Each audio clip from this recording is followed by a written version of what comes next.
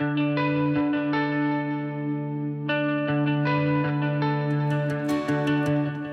of the distinctions that I want to draw as we get started here is between the Democrats who engage in identity politics and Republicans who are focused on unlocking everyone's potential. We are not focused on engaging women because women are better than men. We are not focused on engaging women because we think women are an identity group that only cares about certain issues. We're focused on engaging women because women are half the talent in this country. Women are half the potential in this country because women are half the population in this country. And so if you want to solve problems, if you want to improve the state of your state or your country or your community or your world, you have to engage all the potential that exists. That's why we have to reach out to every community. That's why we have to reinforce for people that we believe that every individual is capable of living a life of purpose and dignity and meaning, and it's our principles that will unlock people's potential. It's not about men versus women. It's about men and women bringing everything they have to the table to make things better for their families, for their communities, for their state, for their nation. I want to talk first about how are we going to say it. Because actually tone matters. Tone matters. For those of you who were next door in the convention, you may have heard me say that I got a fortune cookie. A fortune and a fortune cookie, and it said, strong and bitter words indicate a weak cause. That was my fortune. There's a lot of truth to that. I got another fortune the other day, and it said, a calm demeanor and understanding attitude dissolve misunderstanding. Well, that's true also. If you're engaged in a conversation that's personal, that's non-judgmental, that's empathetic, that's optimistic, people are going to listen to you. They're going to want to engage with you. If we engage in a way that's judgmental, bitter, angry, guess what? People don't want to listen to that. They don't want to get engaged with that. So our tone matters, I think. So what we want to start with is how it is to engage with other voters. So let's talk about how to maximize that face time that you have, those interactions. How do we maximize it? How do we make an impact? None of this that you're going to hear is rocket science. All of it you have done before. You just may not have done it all that frequently politically, and you may not have realized when you were doing it how effective it was. All the data says people are sick of political ads. All the data says actually people are kind of sick of politicians. But one of the reasons they're sick of politics and political ads is how it sounds. And how does it sound? It's just, A, it's negative, but B, it's broadcasting to you. Right? They don't, I mean, it doesn't matter who you are, actually. Here's the message. Done. Yes. Okay. Sometimes when we call in a phone bank or we show up at a door, we kind of sound the same way. Hi. And we go through our blurb. Hi. Has any one of you ever had a salesman show up at your door? Or they're selling cookies? It doesn't matter what they're selling. How do you feel when it's like, hi, I don't really care who you are, but this is what I want to tell you, and I'm going to tell you as fast as I possibly can and hope you say yes. It's not very effective. It's particularly not effective when you're trying to persuade somebody to do something. So you got to start by finding out who they are. Kelly gave this advice, and she's so right. You start by finding out who they are and how they're doing. Hi. Hi. I'm so-and-so. I'm here to talk about the election. What worries you?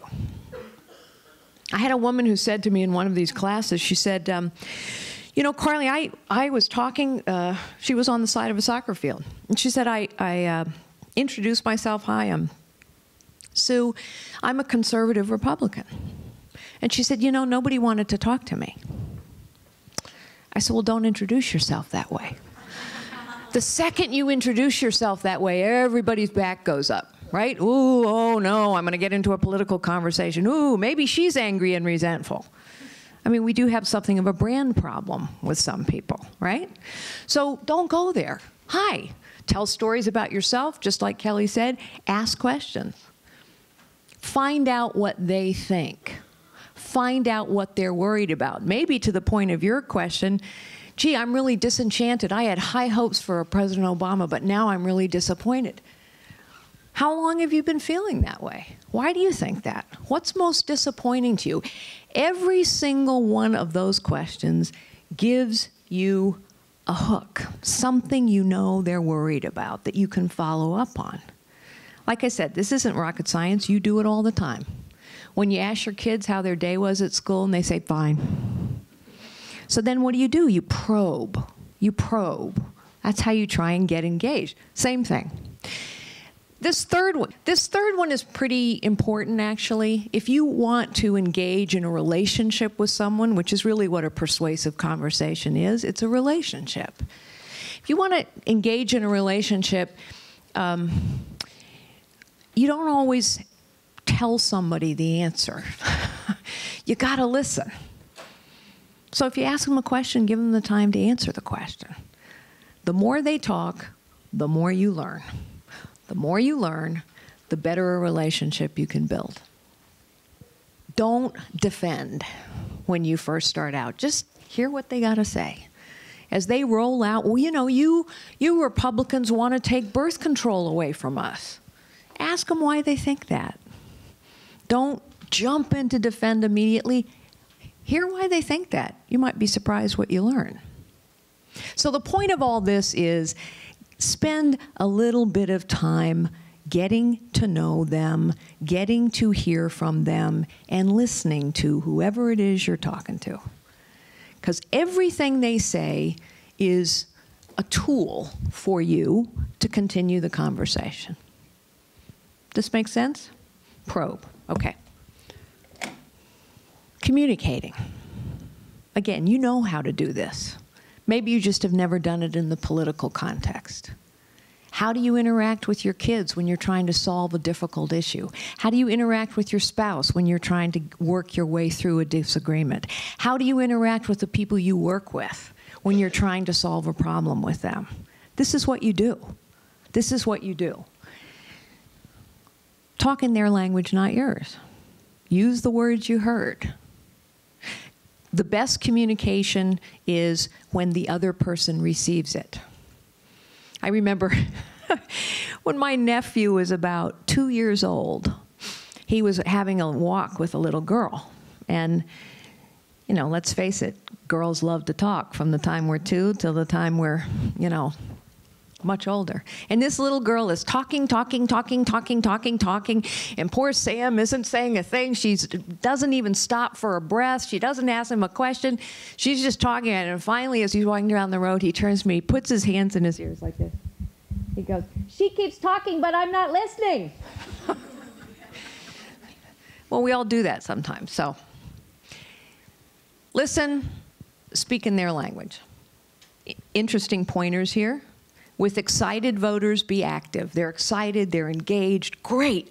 Isn't it great? Don't we have a fantastic team? Don't you love Mary Linda? Isn't this great? Good. What can we do to make sure that you come out and vote this year? If you've got someone who says, "You know, I really think Republicans don't care about me," be calm, lower your intensity, get into the facts. Okay? Make sense? Again, it's common sense here. Just maybe a useful thing to remember as you're going through this. Listening is really important. Get clarity from them on what's bothering them most. "Oh, I don't know if I can vote Republican because." Ask them what they want to see happen. I am absolutely convinced that 85% of Americans agree on just about everything. Our politics is conducted with vitriol about 2% of the issues. So find the agreement. Find the agreement and then bring people along. Make sure they understand what you really believe. Clarify your position, because they're hearing a lot of junk out there. No, actually, that isn't at all what I believe. That isn't at all what will happen in Washington if Scott Brown is our senator. That isn't at all what a Governor Haverstein would do. You may not be able to agree with them on everything. It's okay. But you can find common ground, and that's where you need to focus. My husband and I don't agree on everything, but we managed to make it work for 30+ years. And of course, when you're talking to women, the biggest one here, and we'll show you some data on this, is what? Pro-life versus pro-choice. All the data tells us women are willing to disagree on this subject. There are some single-issue voters in the Democratic Party who say, that's it, I will never, ever, ever, ever support a candidate who is pro-life. And there are some single-issue voters on our side as well. But most people are prepared to say, you know what, we don't have to agree on every single issue, as long as we agree on the ones that are most important to me. So don't feel as though you have to persuade someone on every single aspect of our platform or what you believe. You just need to find enough common ground about what they care about. So if they care really a lot about national security, talk about that. If they care about a sensible step-by-step approach on immigration, talk about that. If they care about small business ownership and job creation, talk about that. Don't feel like you got to get lined up on everything. And by the way, isn't that how you solve problems in life? When was the last time you agreed 100% with somebody? This, in the end, is what a substantive, impactful interaction is about. Tell them. So I understand what is really important to you is that we get our economy going again here in New Hampshire, and that we ensure that we have a strong national defense. So now you're playing back to people what you heard them tell you was important to them. We agree that ISIS has to be confronted and defeated, and we agree that the most important thing to get our economy again is to make it easier for entrepreneurs to start a business and small business owners to grow their business. You know, I'd really like you, now that you know a little bit more about our candidates and our party, I'd really like to ask you to go vote, to make a difference. Can I get you more information? Can we come back and talk another time? Would you be prepared to have this conversation with others?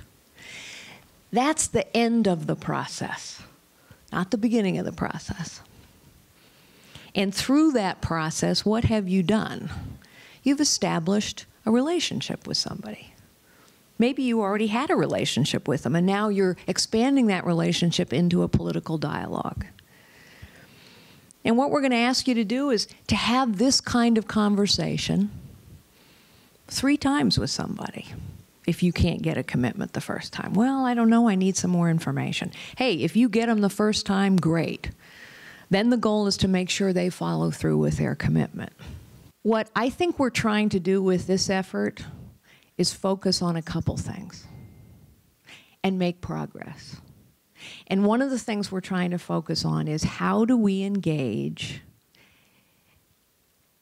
folks who care about the issues to talk in a persuasive way with people they know, because it will help. Is it the only thing that will help? No. Is it a silver bullet? No. Will it fix everything tomorrow or by November? No. Will it solve every problem we have? No. But it will make a difference. Do not underestimate the impact and the power that each of you have with the folks you know. All of the data says this. I knew this when I led huge organizations. I could talk all day long as a CEO. But you know what had the biggest impact on the people who worked in my organizations? The people in the cubicle next door. The people they drank coffee with. The people they chatted with at home after work. It wasn't me. And it's true of all of us. Every single person is most influenced by people they know. So for all the problems we have with our party, you, every single one of you, have more impact than you know, and maybe more potential than you have realized to make a difference in an election. And that's what we're trying to tap into.